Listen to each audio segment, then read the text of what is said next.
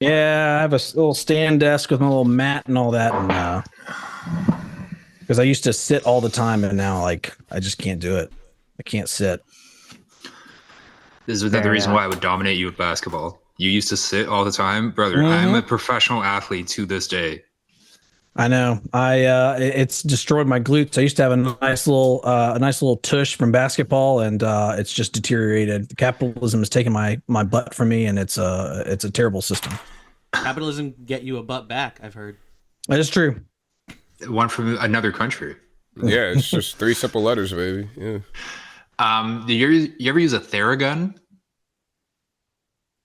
You son of a bitch. He's pulling out a Theragun. He's literally Within That's arm's reach. What are you hilarious. talking about? That's incredible. Oh, he keeps that thing on him, baby. Yeah. Ooh, strapped with the extendo.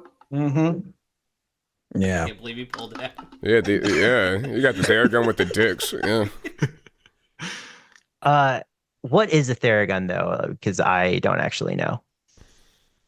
It's just like a thing that just hammers your muscles like over and over again, Okay. like percussive recovery. So it's like a massage times 1,000. You just run Okay. it over your muscles, and then it helps the blood flow and all that. Oh, sick. Mhm. NBA Okay. players use them on the bench for like a season, and I'm pretty sure that was paid promo, but it fucking Mhm. worked. Mhm. That's the same Um, reason everybody drives a Kia now. Well, because they want to get robbed with like a USB stick. And I still don't understand what that means. You're telling me that people's cars were actually stolen because there was like a USB drive in the car that allowed people to steal it? there was some way you could connect the USB to a car, and like you also needed a way to get in, pretty much. I think people using But like to start the car, you just needed a USB thing. and like some pliers or some shit, but like yeah, pliers are So confusing. pliers are easier to get than a USB. So yeah. I didn't hear well, about this. This is the first time hearing of a car getting stolen via USB. This is a very American thing. Oh man, the teens are doing this on TikTok and stuff. Like yeah, Oh yeah, and Hyundai's too. It's like Yeah. those two specific brands. Same ones you can steal the catalytic converters from. Well, that's bad news for LeBron James, who drives a Kia. Does he? Yeah, he like famously got picked up from the airport in a Kia, and the camera went, "There's no way you drive this," and he goes, "I love my Kia." So yeah, obviously he drives. and he a Kia. definitely wasn't getting paid any money for that. He I'm not didn't proud to watch see- LeBron James. He opened a school. That's true. He also closed a school. But he's still open to school. That's true. Yeah, he's breaking even. That school closed. I didn't read about that in the news.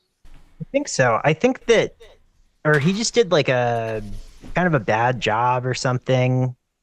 Like it wasn't as bad as Kanye's school, but I don't think it was as legitimate as certain educational benchmarks would like it to be. That's yours. Yeah. Same result though. What? Like they're closed. Oh, yeah. Like yeah.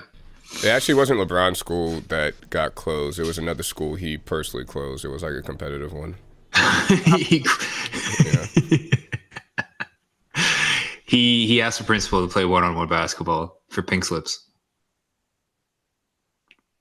He demanded all the teachers there just be traded there for like second round draft picks. And the other school's GM was just like, my hands are tied. Yeah. Yeah. But first, every single teacher signed a new contract to Rich Paul. Yes.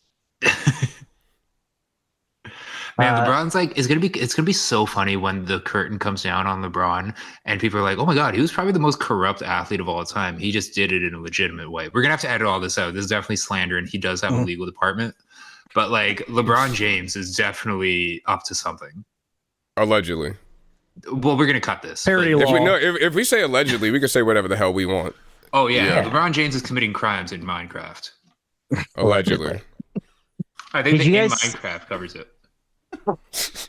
Did you guys see that someone connected to his agent, or maybe his agent was allegedly placing offshore bets on alleged NBA games.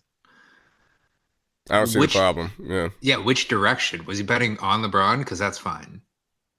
I think if you just really believe in your homie, you can bet on them all you want. I think that should be the rule. Yeah. Yeah, or yourself. Like when players get like in trouble for betting on games, if they're betting on their team to win, that should be fine. Absolutely. If anything, it should be encouraged. If anything, their contract should be tied to it. Mm-hmm. It's very like that's what's going to happen when Sam Bankman-Fried like reinvents himself as a Moneyball fucking GM guy. Everybody gets signed, but you don't know what the contract's for because it depends. Yeah. Well, I mean, it's all options contracts at that point. Yeah, it depends. It's a parlay contract. I was going to say, it's just a continuous parlay for your contract over the course of the season. Well, welcome to Nersey. This is yet another edition of the Nersey Guide to Ethical Hating. I am CEO Drew. I'm joined by my fellow CEOs, CEO Slava, CEO Trey, and CEO Steel-Tipped Dove. And our guest today is the board of Nersey, one Justin Robeson, aka Bauce Sauce. Mm-hmm. Thank you for having me, gentlemen. Yeah, thank you for coming. Thank you for having us in your home. Yeah. For people who may not be familiar with Bauce Sauce, why don't each of us go around and drop some lore? The lean turkey. Inventor of the lean turkey. Number one fan of so actually, okay, that's Twitter feed lore, IRL lore. This is the best claw machine player I've ever seen in my life. Yeah, no joke. No, like, I remember he came to New York and I forget what bar we were in, but they had a claw machine and he was like, Trey, what do you want? And I was like, dude, don't waste your money on that. He was like, what do you want? I was like, man, give me that rabbit or whatever the fuck. Yeah. And he does it. And he's like, I know the secret. I could beat any claw machine. And then he just does it again to prove a point. Yeah, he's got a stuffed animal in a koozie. He was like calling shots with a claw machine.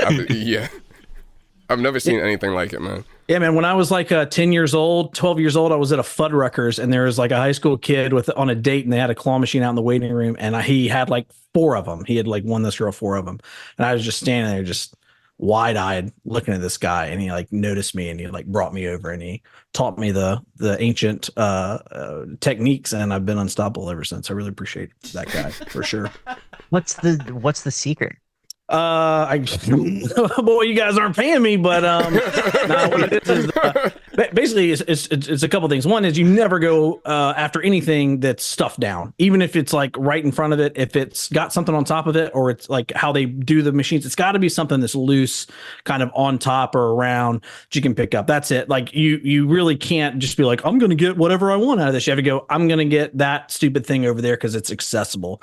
Then other than that, you gotta figure it takes 2 or 3 times to go, okay, the claw machine closes this way or doesn't open up until whatever. Like the big giant one at Dave and Buster's, you got to get 2 of the big stuffed animals in the same claw so that it are on the drop, so that it has enough tension to hold it to carry it over. If you're just going after one thing, it's going to fall out every time. So that's the thing at Dave and Buster's. So you got to play it enough to understand. But yeah, it's that. It's just you got to find the loose ones, and then you got to kind of make sure the claw's dropping down where it is to get up underneath it and close properly. So that's the distilled version. It's not nothing sexy, but it does take a little bit of practice and spatial awareness. Seems like it was pretty sexy. Dave and Buster's, man. It seems like it was pretty sexy if you learned it from a high school kid on a date. Like he obviously thought it was sexy. Yeah. Yeah, this is like the Legend of Bagger Vance, but for fucking this might have been a fever dream. I'm not entirely sure because that sounds really stupid, right? Like a kid watching a guy, and then he's like takes him to the side and goes, "Hey man, I'm gonna show you how to taste this." Yeah, absolutely. I'm just going to add to the Bauce Sauce lore. I just want to highlight his verse on OG Swagger Dick's song Lunchables, which is legitimately one of my favorite rap verses of all time. It includes Boss saying something the same color as orange. If you want to meet me, that's something we can arrange. He did it. He did it. And also rapped, I'm a war veteran of your bedroom, which is, yeah. That was a very dark time in my life. That was when I was living by myself in Colombia. So I was away from my family for Monday through Thursday, Friday, really. And then I would go back. I'd leave the office at 3:00, drive the 2 hours back to Greenville, and then be there for the weekend with my wife and child. And then I would go back up there. And so I recorded that in a bedroom. There's like, I think I was there for like 6 months. We had sold our house in Greenville, looking for a house down in Columbia when I took this new job. And so I needed a place to stay. And there was a guy that I used to work with at Best Buy who like knew a guy, and he was like a producer of the local Fox news station. And he had like a 3-bedroom house that he was renting or had bought or something. And I like got this room, just like a single room for like $150 a month, all like utilities included or whatever. But he had these 2 cats that just shit everywhere, man. Like he was never home, so he never changed the litter box. And then like the back spare extra bedroom, like just had cat shit all in it. And it was like, it was awful. I slept on an air mattress. I had a TV tray as my computer desk or whatever. I never spent time there. So that's why like all this old, like nothing was the same TikToks and all that kind of stuff was just me at this very nice office complex downtown at like 2, 3 a.m. Cause like, I just didn't want to go home. Like I was just at the office, had no friends. And I was just an alcoholic, depressed man. But yeah, OG, I love OG. Him and I met, Tim and Godwin, or Goodwin, at South by Southwest or whatever, and then got tuned in with them, and then met OG and Cousin Stiz and Michael Christmas and all that, and I love those guys. So I like the way that you kind of presented this just makes it seem like when you weren't with your family or filming in an office park, you were just working on that verse. Yeah, it took me 6 months, and it was just like it was like one of the last things, and I legitimately was like, are you sure about this? Telling OG and Tim and Goodwin that. I was like, you sure? They said, oh yeah. So but yeah, no, I mean, I just ran around like a hoodlum, like, oh, I'm on top of the Bojangles or something. Like, this is idiotic. Like, this is the dumbest thing anybody could do, but I was just trying to kill time to not be in a cat turd house, pretty much. There. Can I add the final piece of Bauce Sauce lore?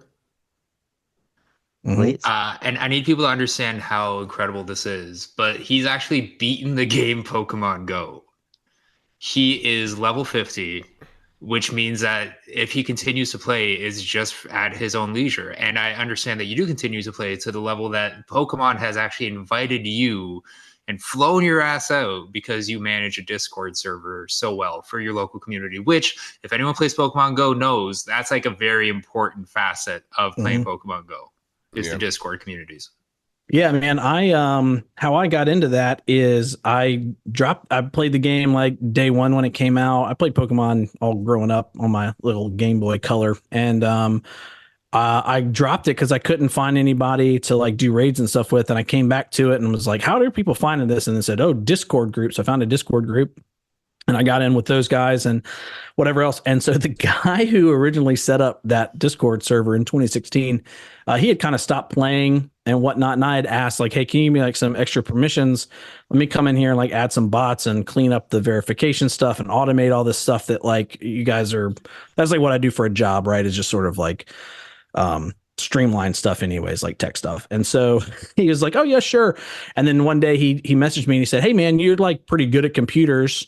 Do you want to like take over this Discord group? And I was like, I mean, I was in like some forums and stuff, but I was never really like in like working my way up as a mod and an admin and all that kind of stuff. So it was like 2,800 people, I think, at the time. I was like, I don't know, man, I've never really done this. It's kind of a big ask.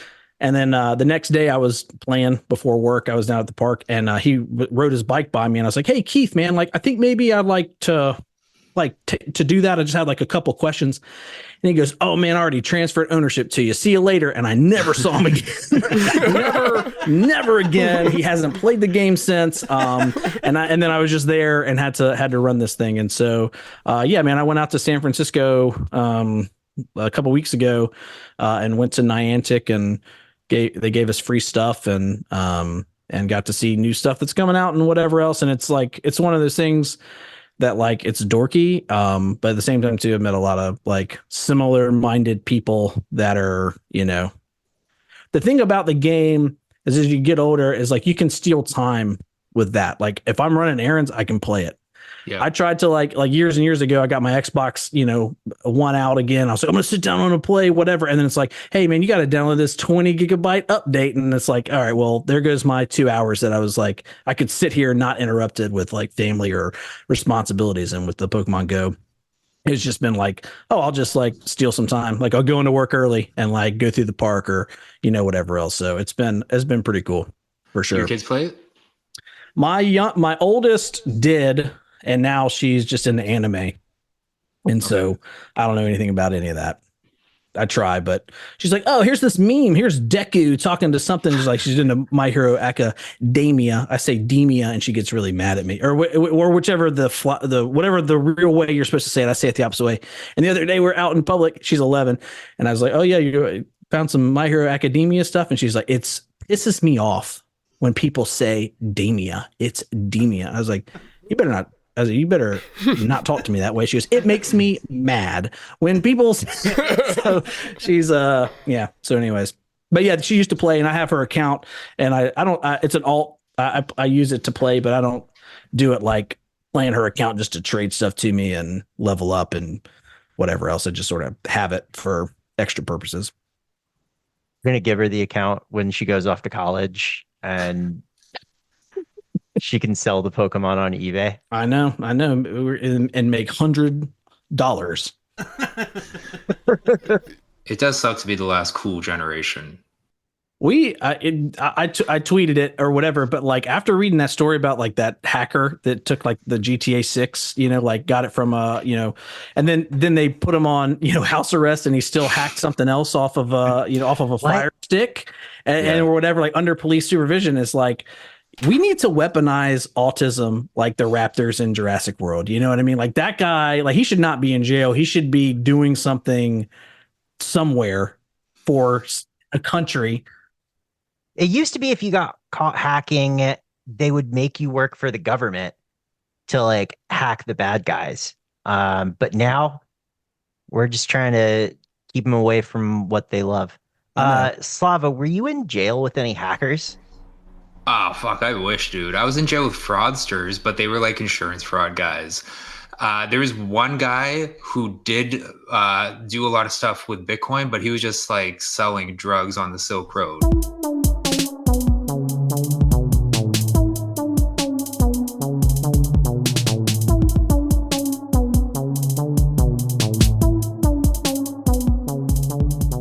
Well, so to go to transition into some hater style content,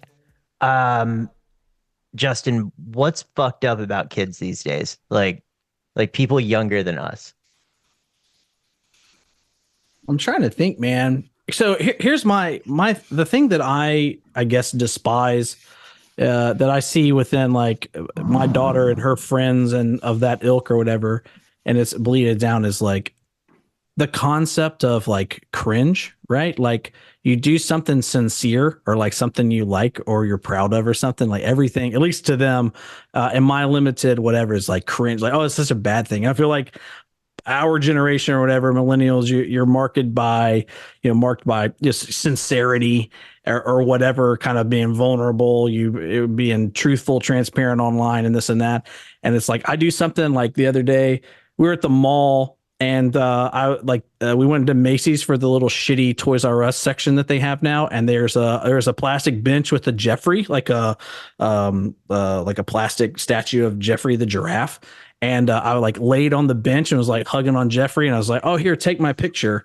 And my daughter's like, "No, this is cringe." And then like walked off, and I was like, With "Fuck your this, phone? man." Yeah, just like left. I was like, "Oh, come on, man! I want a stupid picture with this giraffe. Like, what's the harm in this?" And it's like, I feel like they don't know. Boss like gives money to a homeless person. Like that is so cringe. That's so cringe, man. Why would you do that?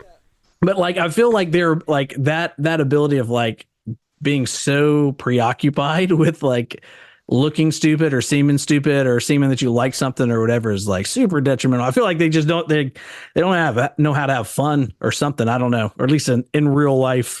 I mean, they'll grow out of that. We had irony, right? Didn't we do the same thing with irony? Maybe. Well, we worked at Vice, so Yeah.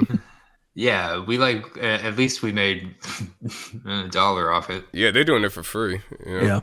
Fucking dummies. I mean, like, it's interesting that you say that your daughter and her friends are like that, because like that feels like, I don't know, that feels like Zoomer coded behavior, but they're like Gen Alpha or something. Mm-hmm. Are they like, what do you think they're picking up on? Is that just like the lingua franca of like young people online existence now, or what? It's got to be. I mean, the thing with her though is that like she doesn't have a phone yet. She's got an iPad. She has done so my past with computers, right? Like my dad owned an Apple store when it was Macintoshes. He in the 80s 90s, and so I've been around computers like my whole life. I had a computer in my room when I was, 4th, 5th grade. That would have been, let's see, 1996 or so on 56K with AOL and all that. And like, I remember at 10 years old, I was printing out black and white photos of Pamela Anderson and stapling them together and then selling them at school. You know what I mean? Like little pamphlets. And so I know the dangers of like unfettered internet access. So like I have to like whatever. So, but she's done the thing where she's like, oh, you make a separate Google account or something to like be able to have an account on DeviantArt or a YouTube account where she can this and that. And I caught her engagement farming in a YouTube comment video, man. And I was like, that was actually the thing that broke my heart. Like, I was like, no, we're not doing like this comment. If you agree that, whatever, I was like, that was the most serious talk I've had with her. But it was positive. Huh? It was a positive engagement farm. It wasn't like a negative engagement farm. Like she's not a hater. That's congratulations. Yeah. So it was, but then she's got 2 people underneath her, like saying like, oh yeah, you wrote this and they didn't the OP, whatever, the person, oh, they didn't like your comment or whatever else. And I was like, babe, like, I said, you cannot do this. You just look me in the eyes, and like, I spent more time talking about that than like, I mean, you're not looking at like wieners and stuff online, right? Like your friends aren't doing drugs, and you have, like, I just like all the like talks I'm supposed to have with her is just like a one-off comment. Hey man, you're not doing that, right? And it's like, okay, no, but like that, I was like, you need to sit down and we need to have a conversation about engagement farming in YouTube comments, because this will not stand in this house. We're not going to do, oh, you work so hard on this, like if you agree with your something. It pissed me off, man. I was so mad. Justin's like, you cannot tell people to like this if they want Justin Bieber to come to Brazil. Okay, you are not even from Brazil. Like, yeah. I mean, you could. Did you think about telling her engagement farming is cringe? It might work. It might work. Yeah, or like, you just got to find like a burnt out like 17-year-old YouTuber. And just like have them do like a scared straight for your daughter. Yeah.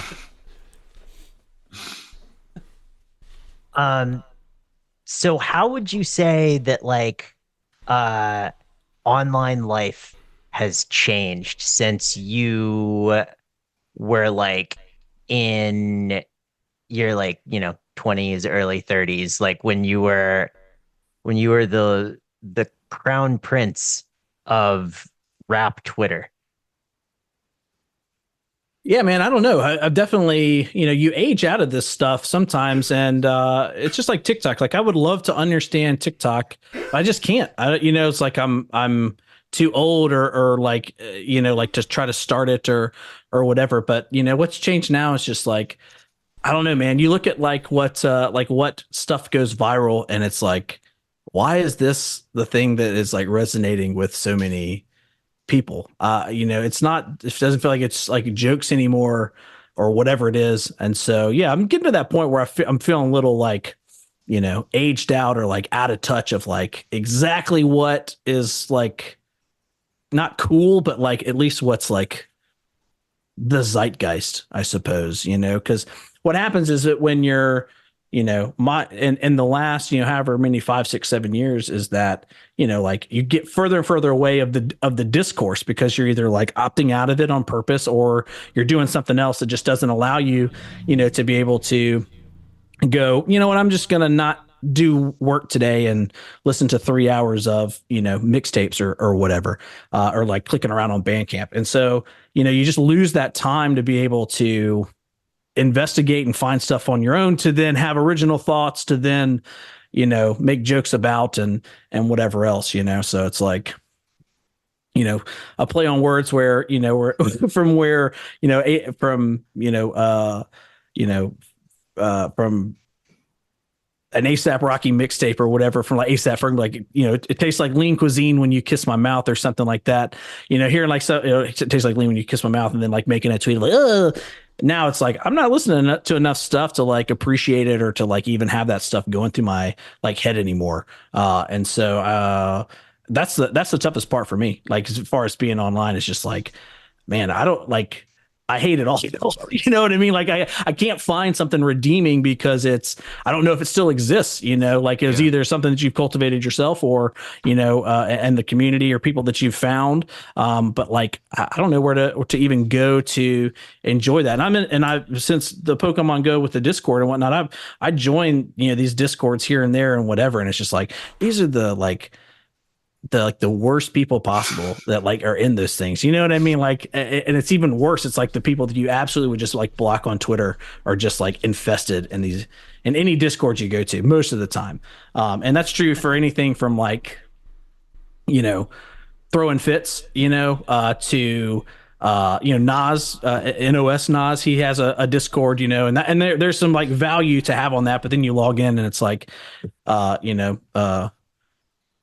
you just find the same people or the same archetype of people. And you're like, I can't do this. Like I'm here and now I got to listen to the same regurgitated thing. And I think that's the hardest thing, not to continue on this diatribe, but like, I think my thing is just like, I don't feel like anything's new.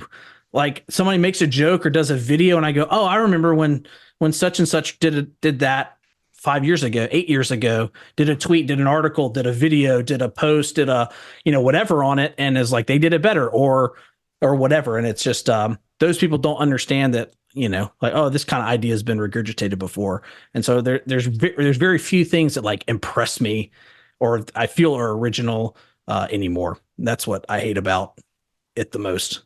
I'm just like, all this shit feels old. Like nothing feels new.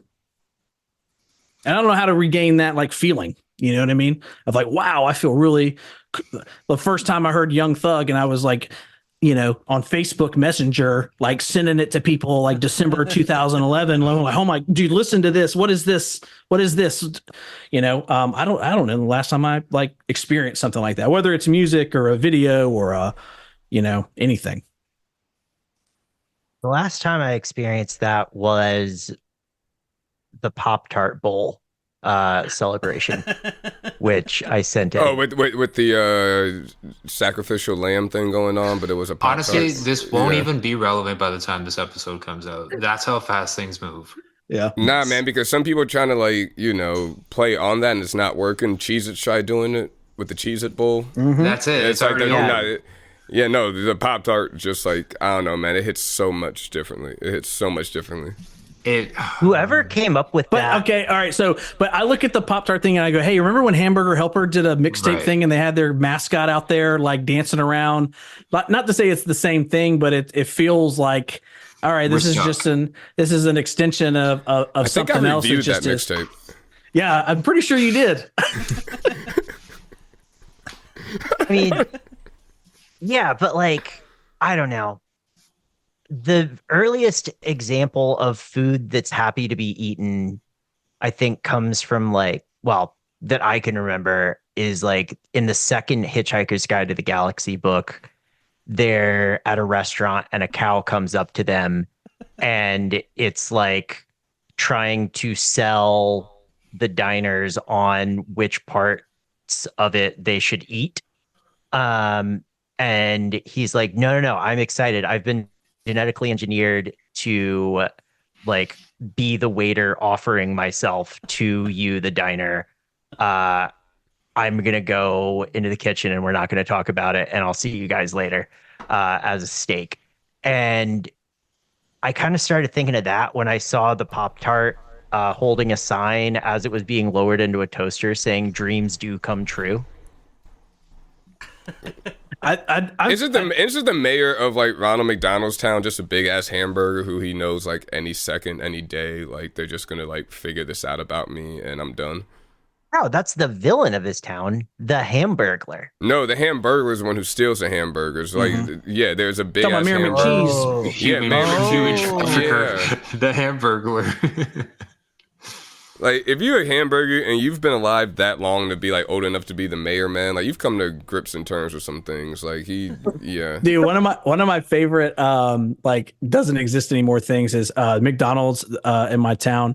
They had an outdoor playground and they had an officer Big Mac like not ride, but like I guess like a thing the kids could play on. And so it's like this big gigantic like hamburger. And then like the officer hat, and he's got his little like baton or something, you know. And then like it's just one of those things where you just like climb up into it, and you can just like go around in it with the bars. So you're just like kids like climb up, and they're like in the officer Big Mac's basically like mouth is how it is like in with like the metal bars to stop them from coming out, but it looked like a jail. I don't know. That was like my favorite like local. I would always drive by because I played in that as a kid, and then like driving by it later, like that's just like putting kids in a burger jail. Yeah, those all things. Cops are burgers, man. I tell you what. Solidarity with those children. This is actually, now that you, a confirmed father, are here, I have a question. Once COVID hit, did you let your children play in fast food restaurant playgrounds? Or have you ever? Yeah, man. Like before, them places are fucking gross. They are disgusting. And but kids are in general. So like, you know, what are you gonna do? Yeah, I mean, you know, I'm not gonna let them play at. I mean, the Chick-fil-A one is fine. McDonald's is pushing it. You know, if we're at the rallies, probably not. You know, I think it depends on what establishment you're going to. And so, but yeah, they were in it. But you know, you kind of. The difference is that like you would have like kids whose parents like aren't in there, and then you're sitting in there, and then their kids are like running amok, and then like that's the worst thing. Like I've definitely like gotten in like near fist fights with other parents of like, dude, like get your fucking kid. Like this kid's 13 years old running around with all these 6-year-olds. Like, what are you doing here? And whatnot. But it's pretty gross. Just in general, like Trey said, man, they come out of there and it's like, let's get 10 of these little sanitizer wipes and like wipe you down. And then you're going home and taking a shower. And we're going to burn these clothes. One kid I remember, my daughter got stuck up in, and one of them, because like one of the kids like was just sitting in one of the tube that like went between two things or whatever. And he just like shit himself. Just like a kid just sitting up there. To be fair, that happens twice a day. You know, whatever, they can't get by him. And he's got everybody trapped, man. I don't know. And he's like, I'm not coming out because when I come out, like a bunch of people are going to know I shit myself. But right now, only the other people in this tube know that I shit myself. Exactly. So I'm minimizing my shame right now. But the episode of Always Sunny when they go to the water park and what was it, like Dee's bracelet gets caught in the slide and there's just a buildup of like 20 kids. Yeah. Wow. Okay, boss, I gotta say, the doo-doo traffic jam is insane, dude. Like, yeah. I do agree with you that like there feels like there's a lot of content and it's hard to find good content. That's not to say it's not being made, but it does feel like the algorithm's not really rewarding it. I've seen like these weird TikToks where people just make AI art slideshows that go over top of stories people have told on podcasts. It's the weirdest thing, but it does numbers. So do we, in a weird way right now, live in the golden age of being a hater because everything sucks so hard? I think so. I mean, like, and that's I watched my first like as the H bomber guy. It's like it was a 4.5 or whatever hour YouTube video. And that guy that's an ultimate hater right there. Like he just decimated this one dude who was a shitty, Patreon guy who just stole all of his literary video essays that he did. And he lifted them from tons of people and academics and papers and this and that. People kind of knew some stuff and they kind of didn't. But like you look at that and it is like you see like these people like on Twitter or whatever, and it's like a thread and it's like, oh, here's this, here's the story of, Big Meat or something like that. And it's just like, it just took that like from some other YouTube video that took it from somebody who actually did a write up on, it or a documentary on some platform or something. And they take the photos from this and that and the other. And you don't even know if they're like telling the truth or whatever, but like, that's their whole thing is just, they're not creating it originally. And I don't know, that I think that's we've always had a problem, I think, with everybody here about like that, curation versus, creation kind of thing where people just sort of steal stuff or, hey, this person is the one who's doing all the screen recordings. And then I can just right click and say, hey, here's this video of this and put a comment on it and get the engagement on it. And so, yeah, dude, I can't, there's almost nothing that I see that's good. And even if I do see something that's good, I'm like, I bet that's just lifted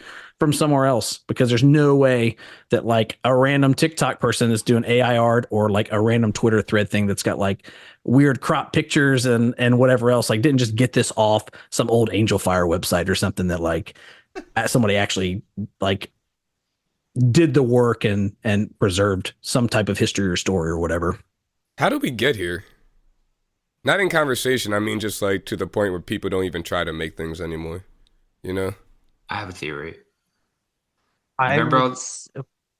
Do you remember early internet, all those chain letters? Yep. Yeah. What if they were all true and we didn't forward them, and that's why we're here? Okay.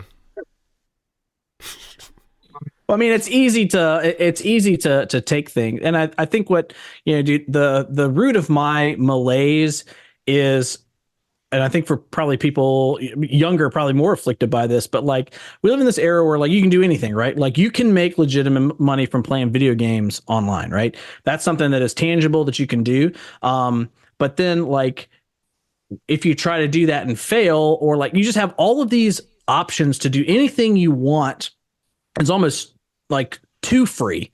And then but it still takes a whole lot of work. And so for me, it's like, oh, well, I could go and do this, or I could do that. And then I just end up not doing, anything, or you try it and it's a little harder than what you thought it was, and you fail. And, it's like, I don't want to do this anymore, or anything at all. And so I have this malaise, like I said, where it's just like, I feel like I have so many things that I could do or that I'm good at or that I think I'm good at. And it's almost like, paralysis of like, okay, well, I could like, what if I started a Twitch stream? Okay, well, no, what if I did, a channel on this, or what if I did reviews of this thing, or, whatever. Because you have to pick a vertical, like anything, like people on Patreon, like if you're going to make money, right? Like because you have this interest in a thing, right? It's clothes, it's fashion. You're doing podcast, music, whatever it is, grind set, or whatever. It's not like, hey man, I've got all these varying interests of like Philips Hue lights, or whatever, or like, but then also too, like recycling and like the best way to fucking crush a can. Like I've got complex theories on that. Maybe somebody's paying for like a recycling thing, but they're not going to do for both of these things or all of these things. And I think that's like a big detriment, is that you've got to like pick a lane, you got to do it. And so a lot of these people, I don't know. That's my thing that affects me so much where it's like, man, you got to pick like one thing and just kind of do it, whether or not you have interest in a bunch of other stuff. And for a lot of people, it's like, well, I don't know what my thing is,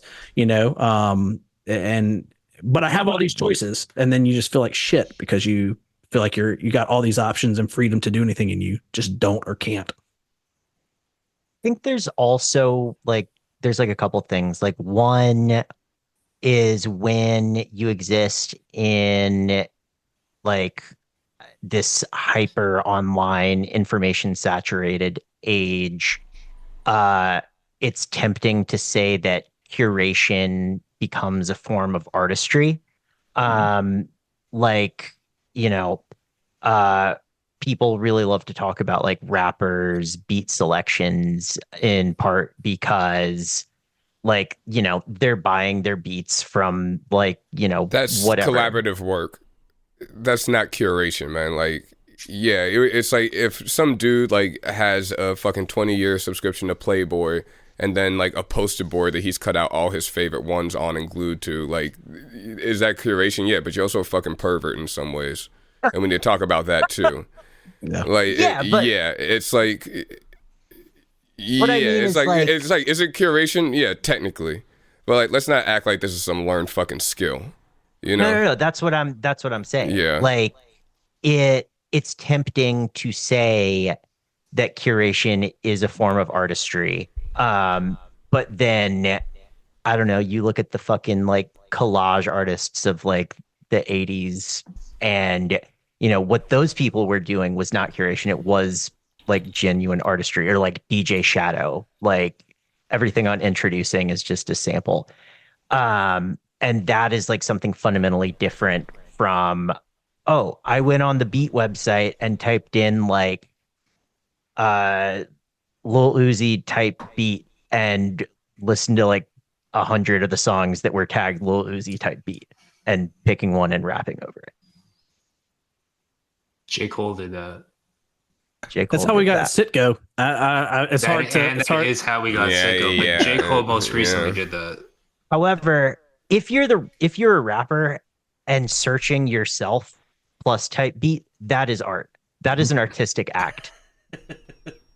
It's definitely an artistic statement, I think. Like, yeah, like if J. Cole puts out an entire album of type beats of his own name, then like, yeah, I think there's some commentary to be made there. Yeah. Yeah, somebody who idolizes J. Cole and being like, I'm a rap like him, and then doing the same is not. Yeah. Well, to be fair, J. Cole found his beat by searching Chief Keef type beat on YouTube. Mm-hmm. Wait, really? Oh, then yeah, Sure. that's not art. That's not art. Mm-mm. Not art. Yeah. Like, so he had to search J. Cole type beat for it to be art. Yeah.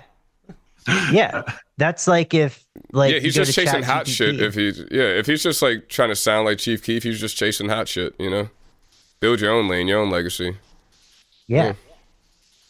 All right, boss. Which do you want to talk about first? Your basketball skills or your pro wrestling skills? You have to choose between those two. I mean, we can do pro wrestling. I mean, my basketball skills. I was, I got I got an offer to walk on at the University of Sewanee, the University of the South, and I got a scholarship offer to Coker College, the Coker College Cobras. All C's. They all start with C's, by the way. C's, shout but out they're Rick Ross. Division III, whatever. And so, I played with a guy. I played with a bunch of a couple dudes that went to D1 schools, and one guy who went to Oak Hill played. I think he was there actually when Kevin Durant was there. Oh wow! But yeah, dude. Wait, who was it? His name's Alex Smith. He was. His older brother was Akeel Smith. He played football at Clemson. Okay, no offense That's to Alex sick. Smith, but that name doesn't ring a bell. Really. Yeah, it's a very generic name. And so but I'm thinking the years line up is when it was there, because he didn't stay. He was there through his junior year, then senior year he went to Oak Hill, and then he ended up playing on like the Panamanian national team, I think, or whatever. He had like his dad was Panamanian or something. So he's able I to, love that. Yeah.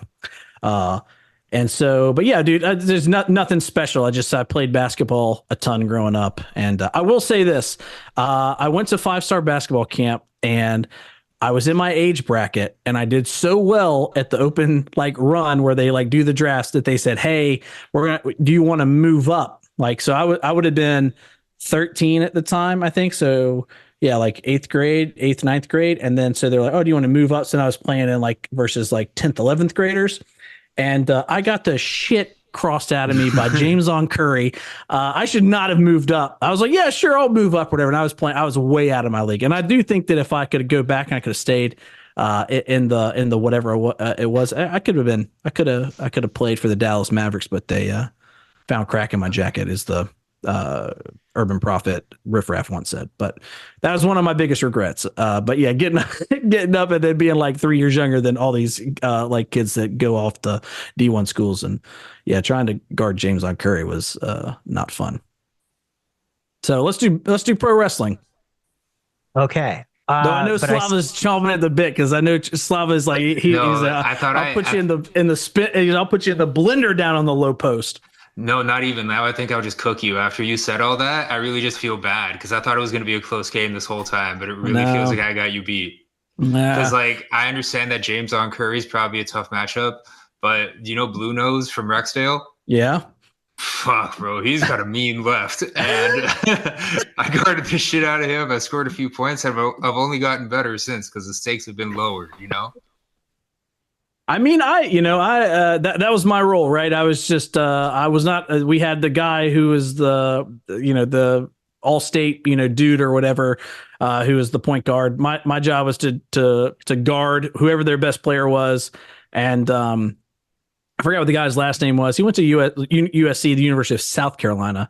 Devin, can't remember what his name was, but I played him during AAU and he was really good. And then we faced his team in the upper state. We went to state my senior year, and in the upper state game. And I remember I had to guard him, and he came down, and on the first play, he just pulls up from like where like the volleyball line would be, like kind of between mid, half court and the 3-point line. And I was like, I just turned around. I said, if this goes in, I'm like, this is not going to be a fun night. And he bricked it. So I held him like 7 points. He usually scored like 30 something. So I'm very proud of that. But yeah, shit. Man. So it's just, imagine Slava and me just like a defensive one-on-one grind of just, steals and blocks. It's pure basketball, the way it's intended to play. It would be 90s basketball for sure. Yeah. So you were like the upstate South Carolina Alex Caruso? Yes.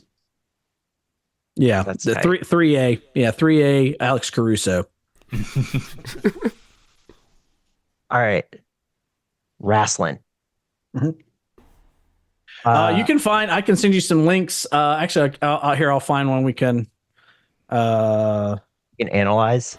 Yeah, let's see.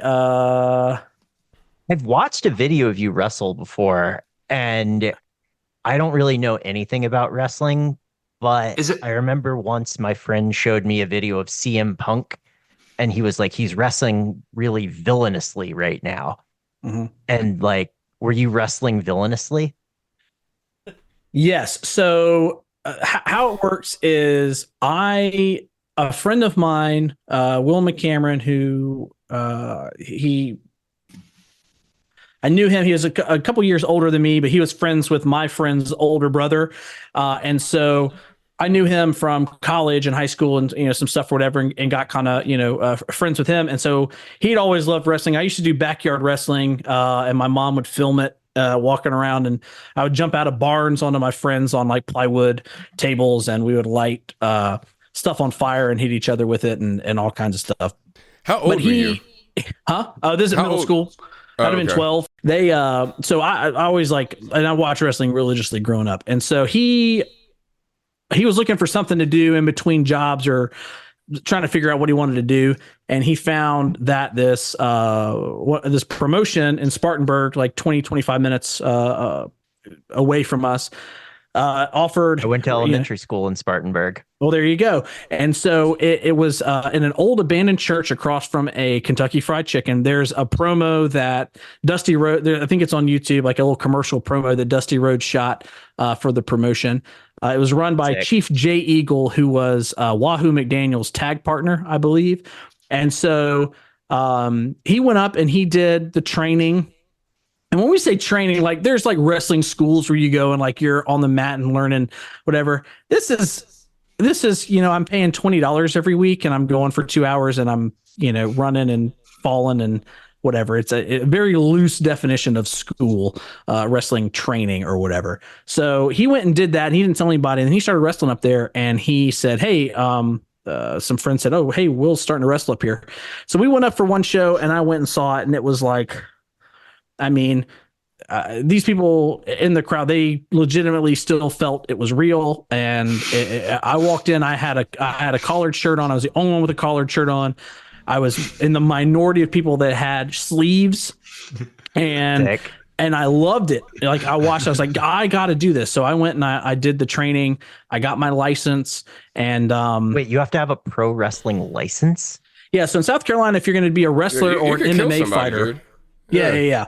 You got to have like it's like when I say that, like you basically just have to pass a physical and pay some money. But for wrestling and MMA in South Carolina, you got to be licensed. And so I did that and whatever. So my character was Pretty Boy Rob, PBR, and I took the PBR logo and put some aviators on it or whatever. And I got a custom suit made and tights and all that. And I still have it to this day and all that. So I went out and at first I was like a baby face. Nobody liked me doing that. And then I asked if I could be a heel, the bad guy. And that's where I really shined on that. But what happened is I got my license and whatever. And they said, hey, Justin, why don't you come up this Saturday, go in the back, you'll meet the guys, see how the show runs or whatever. So you get a feel for it. So I said, sure. So I go up. And the main event is a tag match for the championships. And one of the guys' tag partners didn't show up. So Chief J Eagle calls me over and he goes, hey, do you have your stuff? And I said, yeah, I do, which was just a pair of volleyball shorts and some wrestling shoes or whatever. And I think I did have like some shin pads or something like that. And I was like, yeah, I got it in the car. It's like, well, go get it because we need you. So I come back and they go, well, since this is like your first time here, like we haven't introduced you yet. We don't want people, confusing who you are and whatever. You need to wear this mask. And this guy opens up a drawer in this old metal cabinet and pulls out, no joke, like a BDSM zipper mask. Okay. And he gives it to me. And so I have to wear this thing and it smells so bad. And no joke, I ended up getting like a yeast infection thing on my face afterwards from it. And so I had to go out. This is my first time ever wrestling. I'm in the the main event in front of dozens of people, and your face being actively infected. in a gimp mask. Yeah. So I have to go out and I do it, and I did a pretty good job. I didn't fuck up royally. I did a thing where like a guy chopped me in the chest in the middle of the ring, and I was thinking like, oh, I need to take 3 of these before I fall down or something. And then on the third one, the guy just whispers like, fall the fuck down or whatever. And so like whatever. After the match, like there's blood that was pooling up from underneath my chest and all that. It was not fun, but I did okay, And so that was my introduction, my first match, and I loved it. And so. Anyways, flash forward or whatever started coming out, and I started being a bad guy, and it was a lot more fun. What I learned is that, in those little small promotions and stuff, like you're just there to have fun and do some stuff. Nobody's doing real cool moves. You know what I mean? It's like, it's kind of very boring, and maybe somebody jumps off the top rope and whatever, but get to tell the story and whatever. But my thing was that, all the bad guys there, all the heels, they just kind of go, big dudes with long hair and whatever. And they just shut up, you shut up. But I would like say things that would like confuse them or whatever, like be very more specific. There's this one kid that was yelling at me, and I was like, I'm going to tell you something about you, kid. Your glasses don't fit your face shape or whatever. And he's like, I don't even know what that means. And whatever else. And so it was a whole lot of fun. So let me see if I can find this video real fast. What was your American Pro Wrestling? move? Here we go. So on this, I had a sign that day. I had to stop at the food line on the way up, and I got some stuff. And so on one side of the sign, it says, "I have the prettiest mustache in the world." And on the back, it says, "I'm also fully aware that none of you can read." And so I just like walked around doing that, and there's this guy that's yelling at me right now. He's letting you have it, man. Yeah. Hated me. He tried to fight me in the parking lot. No way. I really thought the wrestling was real. And the guy was a little scary, to be honest. He was a little unhinged. Turn the have you ever met him down since? on the YouTube video. Turn this volume down. Yeah, just so we can hear you better. So the guy that I'm going up against is Jay Batista, which is a Dave Bautista knockoff. He looks exactly like Dave Bautista. He is he's coming to the ring over here. He is a champion or something of another league. This is the first fight of the night, and so they basically told me, like, because he's a champion, so like he's not gonna like go down. He's not gonna do anything. You're gonna have to go out there. He's just gonna squash you. And so this was it. So I just basically got to go out there. Now you look at the roids in this guy, man. However long this is.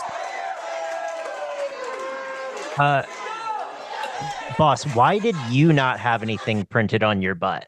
He does. Well, mine, I think that was extra for the cost for the tights. You see here, I got my logo on the sides. I think to put it on my butt, it might have looked a little weird, but yeah, that guy was. I like that you have a bow tie. Yeah, and so that's the people in the crowd would always be like, "Choking with his bow tie." Nice, open hands. That's smart. Yeah. We got some grappling. Oh no! Oh, he flipped you backwards. You can't believe it. That was an incredibly acrobatic flip. That was a good sell. Yeah. Like, you did a really good job of like bouncing back up and like looking mean. This ref looks like he's really into it too. Oh yeah. He pulled my hair. Yeah, this is like so stupid. Like, this is actually embarrassing watching, but it's fun, you know, like he pulled his hair, ref. And so, yeah, so like, I mean, this match is like 5 minutes. It's really just like locking up and like getting. You got whatever. him. You got him in a headlock. Yeah, you got it. Oh, he's about to. Gave you the shoulder. Gave you the shoulder. This is great. This is awesome. And you keep looking up like, how dare you? Yeah. And so like I did this for like a year, and it just got like, obviously I was not getting paid for any of this, right? And Sure. They started doing local access television. Oh So- my god. Film two episodes a week. So I would have to be up there on Friday at 5:30, and then I wouldn't leave until midnight because they would do 2 shows to record. And so like eventually it's like, this isn't sustainable. Like, my entire Saturday night to come up here and sit in with a bunch of like sweaty dudes and kind of pretend all this. Oh, What, you did not want to appear on local public access television? No, I didn't. And what's funny about this video, I think if you were to search for it, you know, there's like he's about to murk your ass. He's about to give you CTE, boss. I feel bad watching this, man. oh. No, I kicked out, buddy. I'm stronger than that. But one of the dudes, there's like a wrestling Oh no. YouTube channel Oh. that does like Oh god. mystery science Oh theater. my god. Like, Make it stop. Turn this off. I don't want to watch this anymore. Yeah, he's giving you some work, man. I'm not gonna lie. Okay, Oh, so I there's can't stand it. yeah, so there's a so here we go. I'll skip forward. Oh, you're getting back. He's gonna do this. He's gonna do the thumbs down. Is he about to powerbomb you? Yeah. Nice. oh no. How does it feel to be powerbombed? Like, does it hurt? Yeah, it doesn't feel good. I mean, you're landing on wood and it bounces, but nothing feels good. So here it is, and then I have to pretend like I'm like really hurt, and then I make the ref, open up the the things for me, then I think I fall down the steps. Like as an act, or Yeah, just as an act. Like the whole point is, I mean, it's the same thing as the I'll stop sharing. So because that looked physically exhausting. yeah, it's the same thing as, my character of Bauce Sauce or whatever all those years. It's just like self-deprecating, whatever. Like I never made anybody that I wrote about or interviewed or whatever, like they were not the joke of, whatever it is. So I come out there and I'm yelling at those idiots in the crowd, but it's me who gets beat up and then I fall down and I look stupid or whatever. One time I brought out paper bags with the faces cut out and put them on all the ugly people. And then halfway through the match, the other guy that I was wrestling put it on my head, and then I wandered into one of the metal poles and fell over or whatever. So that's the gist of it. So it's so you can see the quality of stuff that is, but it was fun. I got to do that. I got there's a video I think on my Facebook or something. I was in a 6-man tag match and a midget did the worm and elbow dropped me, and then he rode me around like a bull. He got on top of me when I was on all fours and I had to crawl around. So it's a highlight of my time. I'll tell you that much. I love the idea of you wait, real quick. Like when you were putting mask on all the ugly people, was it everyone in the crowd to say you're all ugly, or were you picking out individuals and being picking out individual ones? Yeah. Like, hey, come here. First they didn't know what it was, and I just had these bags. Come here, whatever, and putting it on there. And so yeah, it was a fun time. It's one of those things that you do it, whatever is fun that I did it at one point, kind of thing.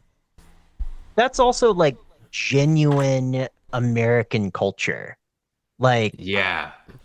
And it's also I don't know, if I had a kid and my kid was I want to either go to the drinking party on Friday, or I want to go see the pro wrestling on Friday, I'm like, hell yeah, go to the pro wrestling. That's sick.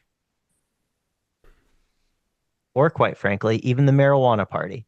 I definitely saw some people doing some little meth or something before they would go out there in the bathrooms. Man, it's you're not dealing with the highest of societies members at the American Pro Wrestling in Spartanburg, South Carolina.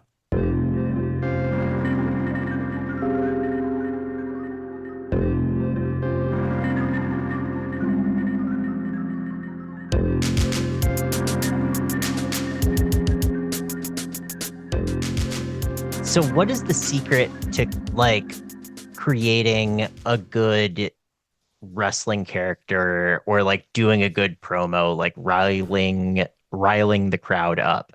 You've already shared us the secret of the claw machine. Yeah, man. I mean, the thing is well, real quick, can you explain to people who don't know what being a heel is? Because being a heel is in a lot of ways just like being a hater, but of a number of different things at once.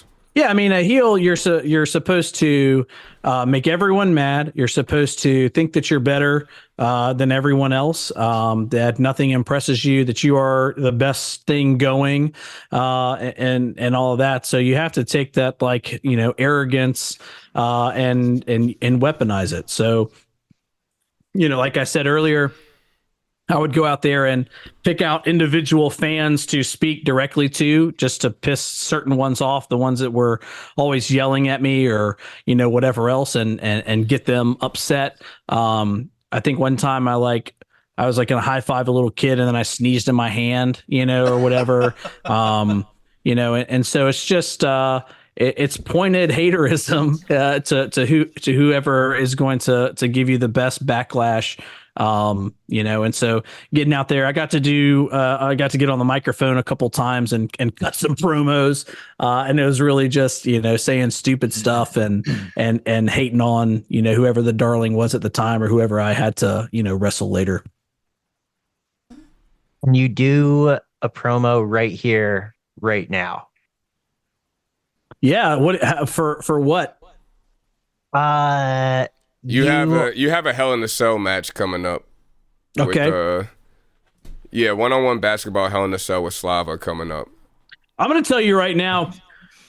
Okay. Everyone thinks this guy, oh, he's got a beautiful beard. Well, you know who has a beautiful beard? That's me. That's my Xbox gamer tag from 20 years ago.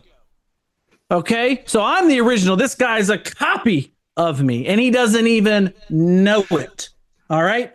So he's going to come out here. He's going to say, "Oh, I'm the big bad Canadian guy. He's 7'14". I'm 5'7" on a good day." Okay, that means nothing once he gets inside the cell. I will climb it like a spider monkey. He's going to think I'm over there. I'll hang from the top. He can't reach me. Okay, I'm too fast. I'm too beautiful.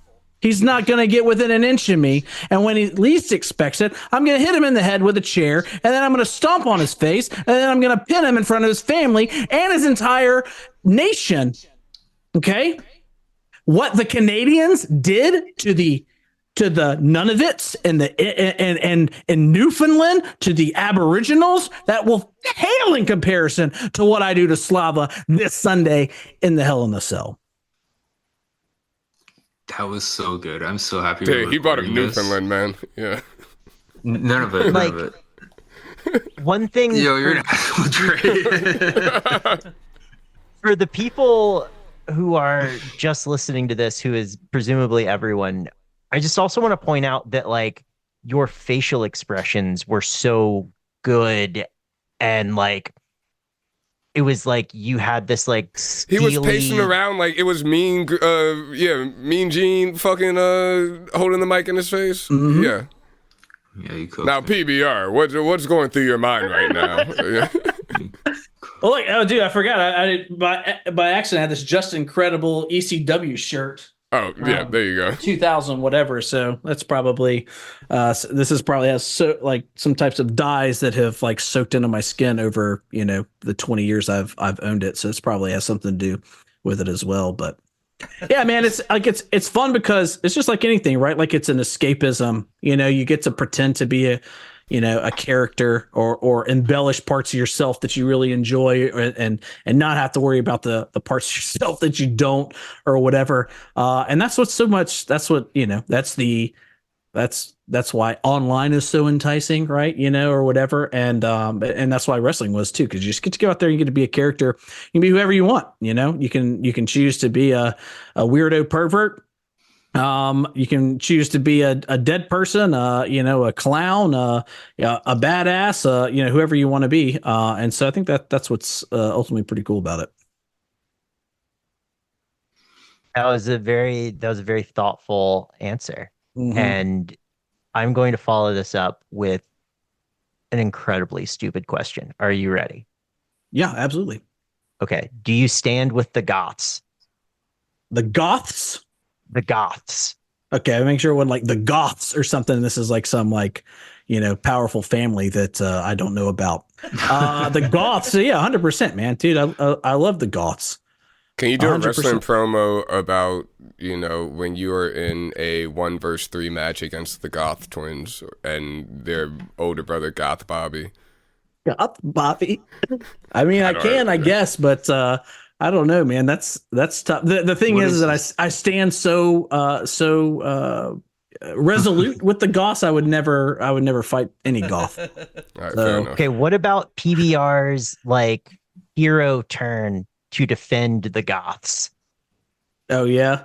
Well, I think what it would do is how that would happen. I'm going to cut a promo, but how it would happen is that, or how I would foresee that is that you're going or whatever, and then I would use a wallet chain to turn on, my tag partner and choke him, and then everyone would be in disbelief, and then I'd hug the Goths after they did a 1, 2, 3. Okay.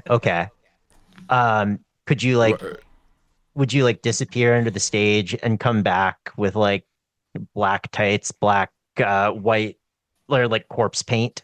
Yeah, 100%. No, I think he just draws. I think he just draws mascara on himself for the first instance of it when we see him turn to the Goth side, and then next match he comes out in all the Goth regalia. Yeah, cut a promo where it's just me applying various makeups, or in listening your to fucking shoegaze and shit. In your onboarding to the goth wrestling crew, you like first have to be mall goth, and then like they let you listen to Bauhaus. Yeah.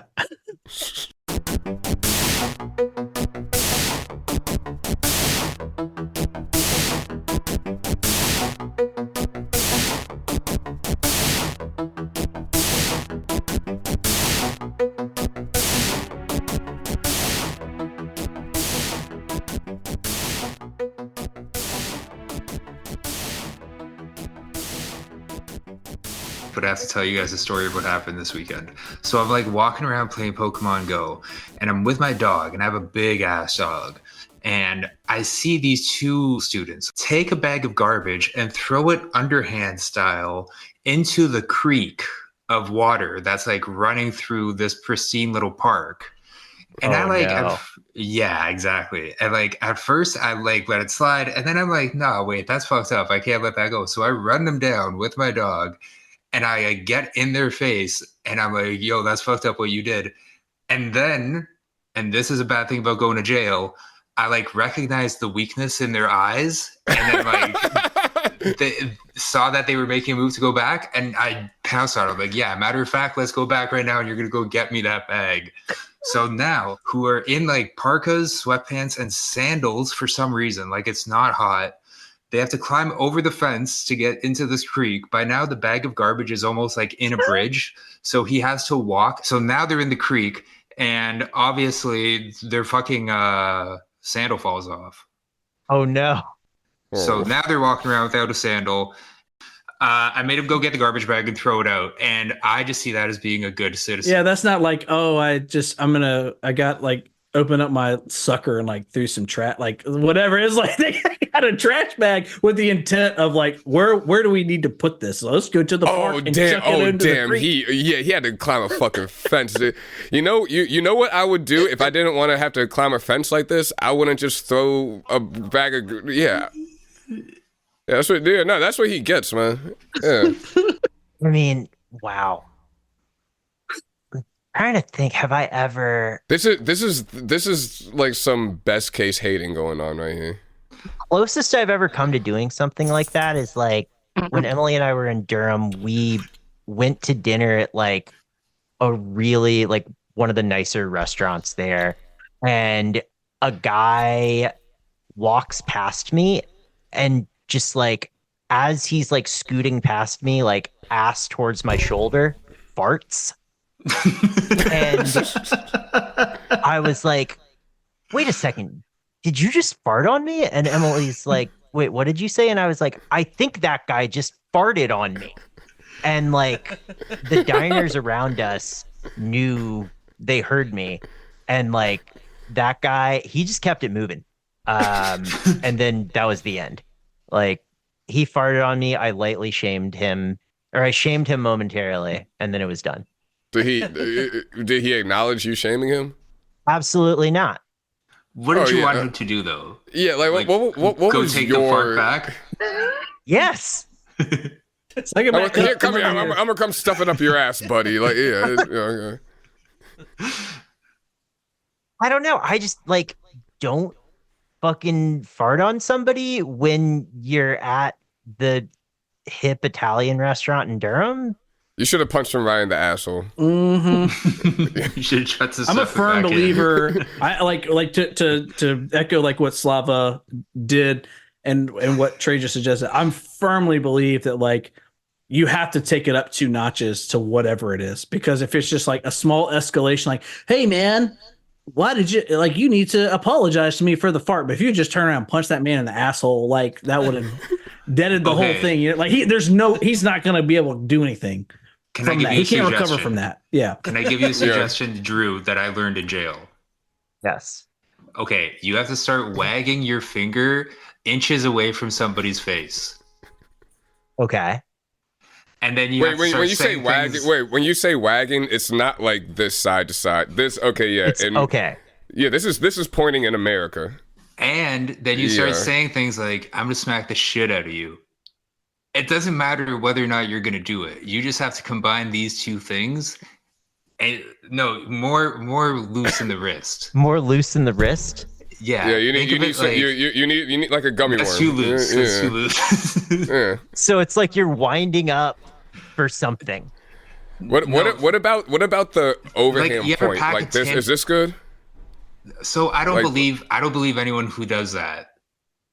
So it has to be like, okay, look here, motherfucker. It has to feel Yeah. very nonchalant. That's right. It's like, do you ever do chewing tobacco? Yeah. You know, like a tin. I know. I'm from the South. I know what you're talking about. Yeah. Okay, take Right. that gesture and then just rotate it 45. Like, yeah, you got it. There we go. Okay. There we go. Oh my God, Drew, you have it right there.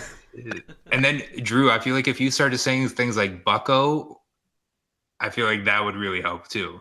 Hey, newsflash, pal. Yeah. Okay. So I just need to sound like the world's most aggressive NPR guy. Yeah. Like the video of the dude's like, hey, you're not that guy. You're not that guy.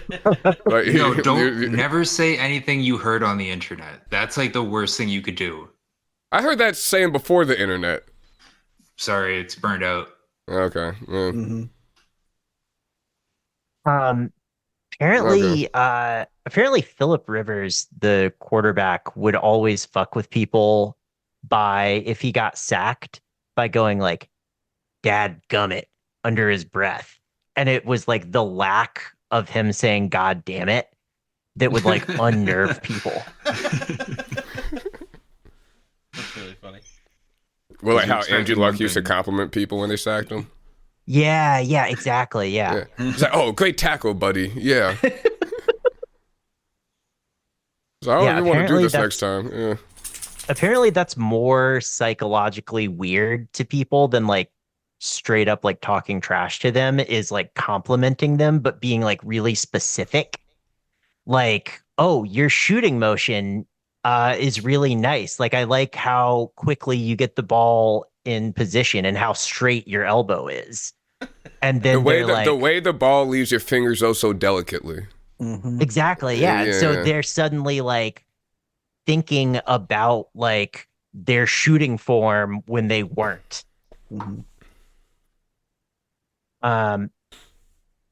Anyways, so I almost got in a fight at a Krispy Kreme about 6 or Oh, 7 no. months ago. I was there to pick up like an order, like an online order for like my kids, school or whatever, for like a birthday party.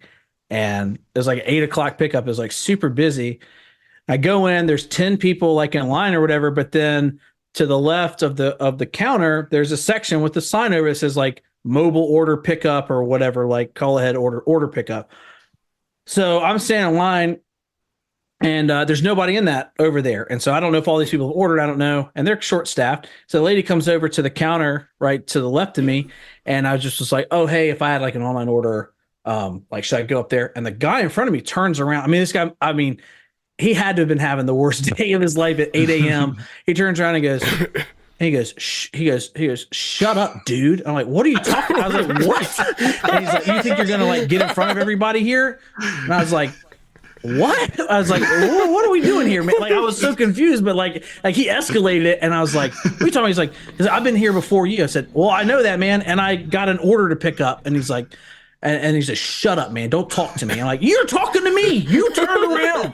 And so like, instead of like, I look back on that thing. I'm like, I should have just been like, who the fuck you telling to shut up? You shut the fuck up, you old ass dude, or whatever. I was just like, kept going like, whatever. And he said, don't talk to me. I'm like, you're the one talking to me. Like, just like make it like antagonizing him. So then the lady's like, oh no, something like, oh yeah, well, what's the name? And I said, there's something. And she's like, oh yeah, if you want to you can go up there and I'll get it for you or something.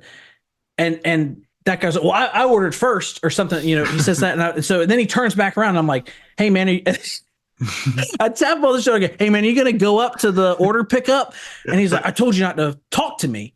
And I said, dude, like, I'm not like, you're not going to go up there. She just told you to go up there. I'm going to walk around you. And if you get mad at me getting in front of you, I'm trying to give you the opportunity. He's like, he turns around and he goes, and he starts clenching his fist and he's like, this isn't Krispy Kreme at 8 o'clock. Like, what are we doing here?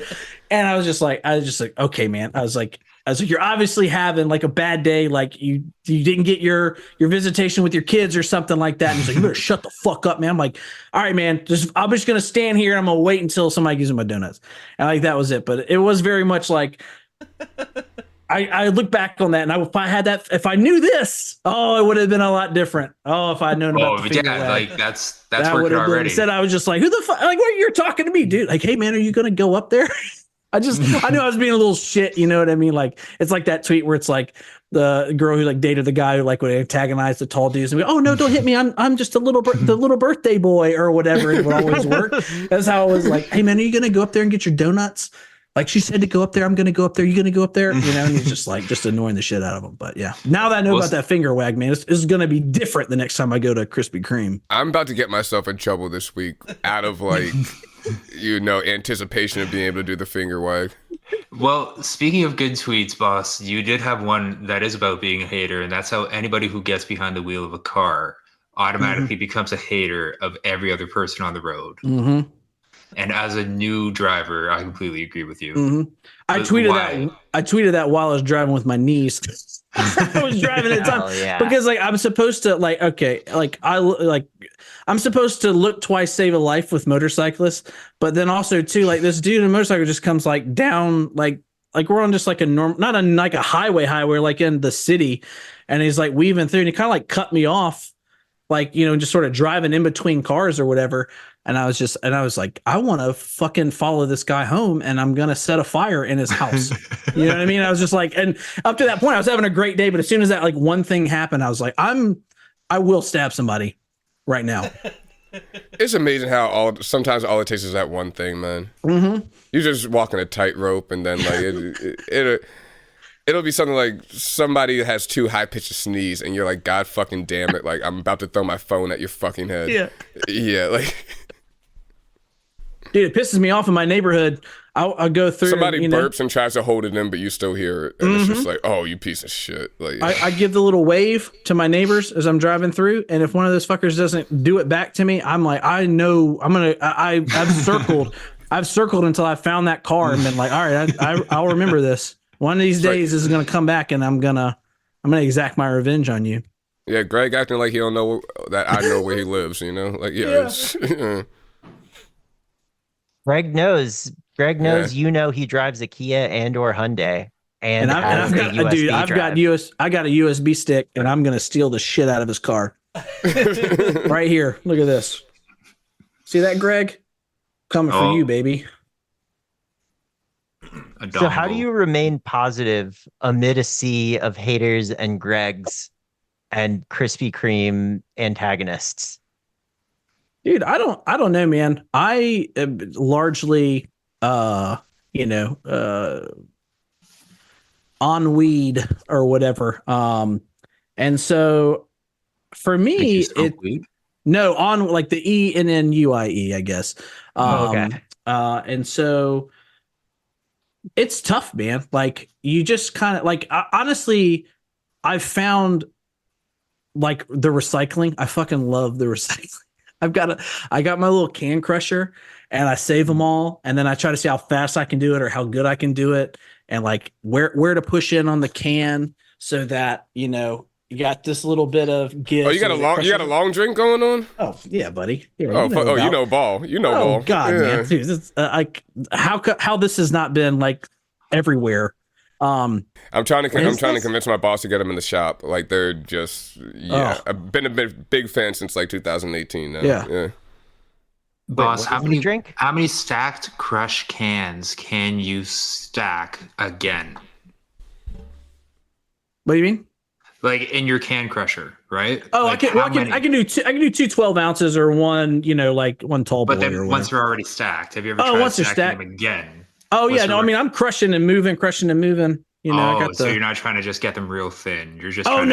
Yeah, no, not real thin. I'm trying to do a perfect crush where it comes down and there's no broken aluminum coming out the side and it's nice and clean. Where you can't even tell what the can is because the logo and everything is smushed so well. I'm breaking cardboard down in ways you've never even understood. It's like origami. I swear to God, I'm not lying. Like ASMR reasons?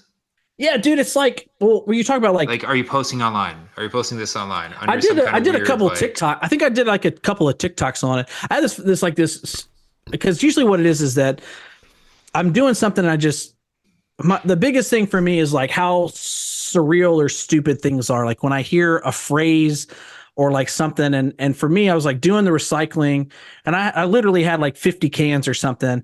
And I was like, oh, wouldn't it be funny if you had like a post-game interview if like a guy who like was like a dad or whatever is like crushing the recycling can, and you're looking back on your performance of like, oh yeah, I kind of fumbled there about 1/3 the way in. That slowed my time down, whatever. So I've done a couple of TikToks on it, but it's really just like with this, like a stupid idea like that. But it's really just, when you talk about like, how do you maintain, it's finding something really mundane like that like you just kind of enjoy, that's silly, that's personal, that like is embarrassing, cringy, or whatever. But like, I just love it, dude. I stack the recycling. My dad always did that. He always took it to the recycling center and this and that. And I was like, why is he so obsessed with that? And now I'm like, man, it feels so good to go out there with all these boxes and cut them down and get them whatever. And no joke, I swear to God, I have some tweets about it too, where like taking pictures of the before and after.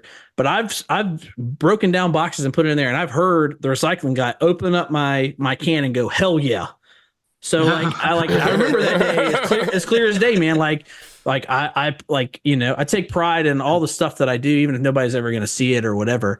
And that's what it is. It's like you're just in there, and I'm going to crush a can, and it's, oh, I got a perfect crush. Like, nobody's going to see this. This is the dumbest thing ever. We crawled out of the sea to be depressed and crush cans. You know what I mean? Like, why didn't we just stay in the ocean? But here we are. So like, I'm going to crush a can and feel good for 10 minutes. So, it's fine. Ain't no cans in the ocean, There's no cans. Well, there are, but if we had never come out of the ocean, there would be no cans. Exactly. Yeah. Exactly. And so, yeah, man, like that's what it is. It's just finding like some little small dumb thing that you recognize as like enjoyable, or whatever. So like for me, like doing the recycling is one, fucking cable, like wire management.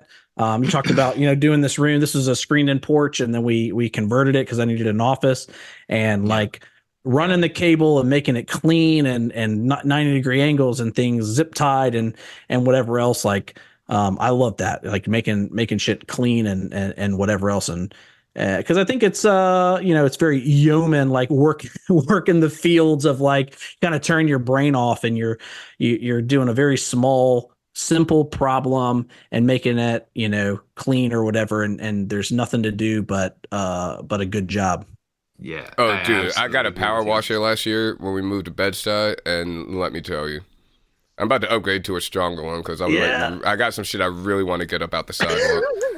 But like, yeah, it's the stupidest things as we get older that will make you be like, you know what, maybe this, breathing and having a beating heart thing ain't so bad. Yeah. I could very easily clean the windows of my house. Like, And I think the important thing too is that it's like a real tangible thing. It doesn't exist online or on your phone. It's something you do, because like Bauce, you could very easily make ASMR videos, or Drew, you can make golf content, but you choose to just enjoy these things offline just for you.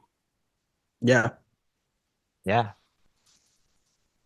And like, I mean, for me with I'm golf, not gonna lie, I have a secret power washing TikTok.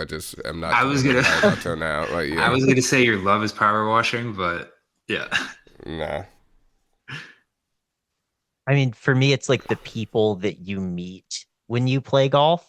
Like Emily and I were upstate a few weeks ago, and there's this course called Innis that is like, it's one of the main hipster golf courses around, and the course was closed, but I went down there to like gaze lovingly at it. It's like attached to a hotel, and I'm like standing out there just in the middle of the fairway by myself, and a guy pulls up in a car and pulls some golf clubs out, and I'm like, what the fuck is going on? I must defend Innis from these intruders.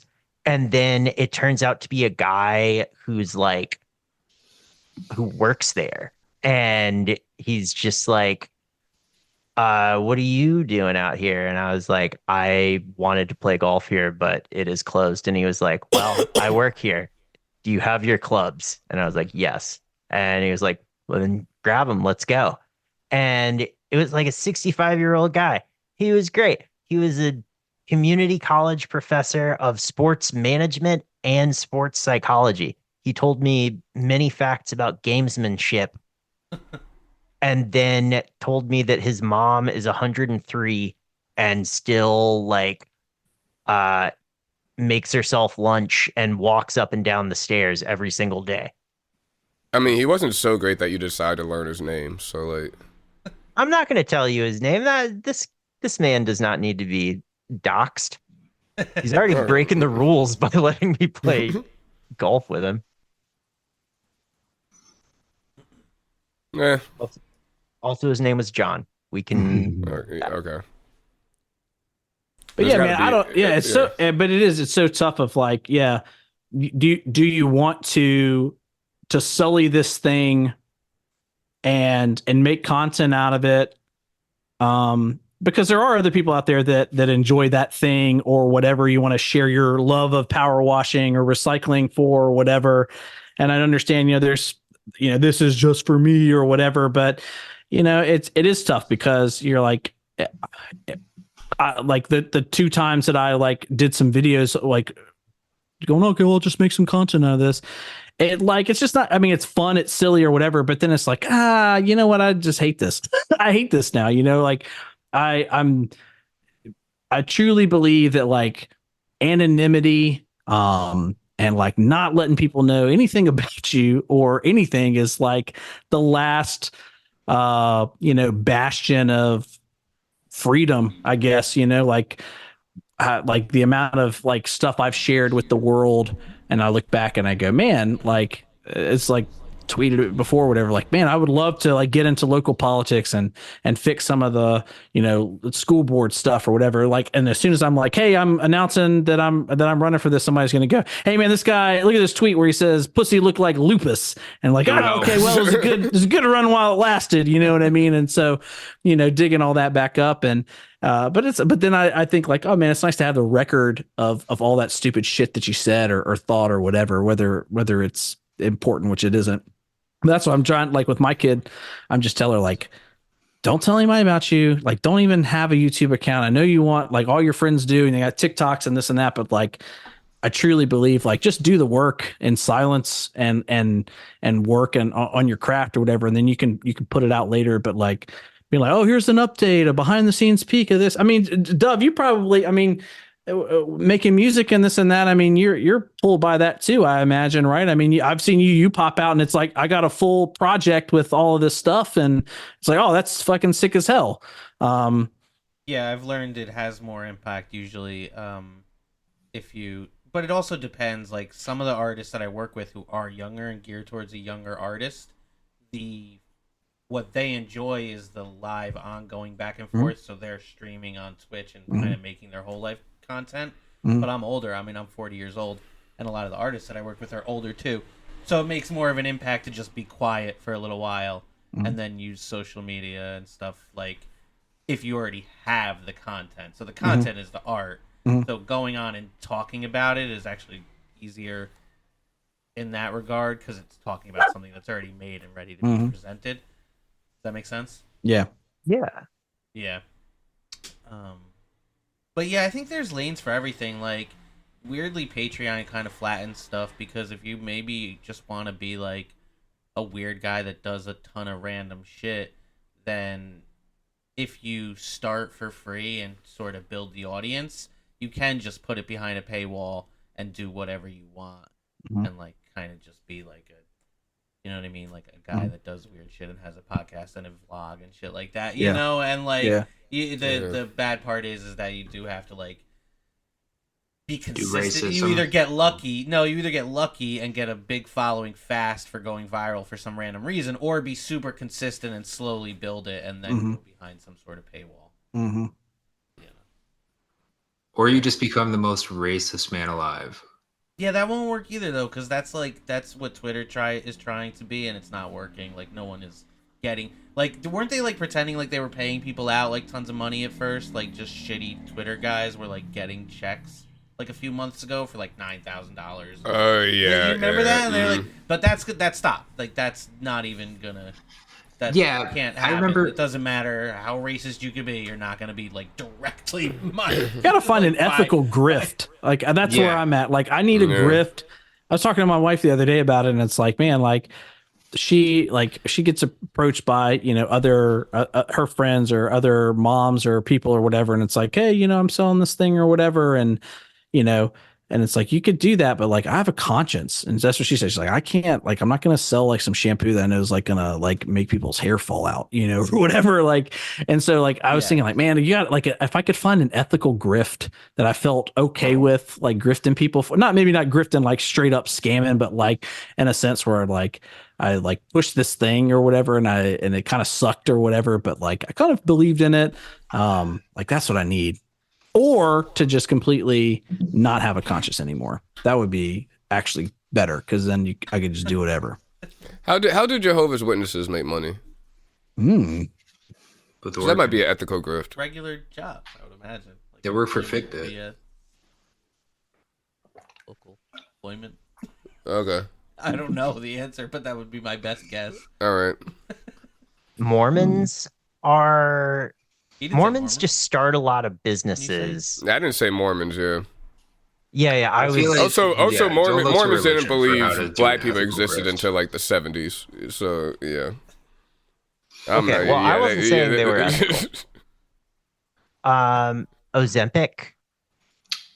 ASMR. That's big- that's big ASMR pharma. videos. Dude, crushing Nah, can because a lot of ASMR ASMR videos Yeah. like involve wastefulness nowadays, like all those mukbangs and like people just eating like 40 pounds of lobster that they definitely don't finish themselves. Yeah, that's not ethical. So recycling ASMR videos are the literal opposite of that. Yeah. If it's if it's an ASMR video of you like donating, the sounds of you donating to a food bank, like but then that's just like making like lo-fi, you know? Yeah. So I think we can agree there's no ethical grifting under capitalism. Yeah. You do like a masculinity aesthetic account, and it's all about being a green person. So it's like starting a fire ASMR, like learning how to like start a fire in the woods, pitching a tent ASMR. Oh, that's just old time hockey. See, these things exist already. Yeah, Boss knows what I'm talking about. Yeah. Yeah, that motherfucker's just out in the woods talking and he put out the album this year that fucking, slaps is not the word, but Yeah. it's a very, very delightful, peaceful album. Yeah. All right. This has been the Nersey Guide to Ethical Hating. Thank you so much, Bauce Sauce, for coming on. Yo, this was sick. Yes. Thank you to your daughter for, through Justin, teaching us about all that is cringe and not cringe. I've been Drew, and my co-hosts are Slava and Trey. Our producer is Steel Tip Dove, and our theme music is by Craig S.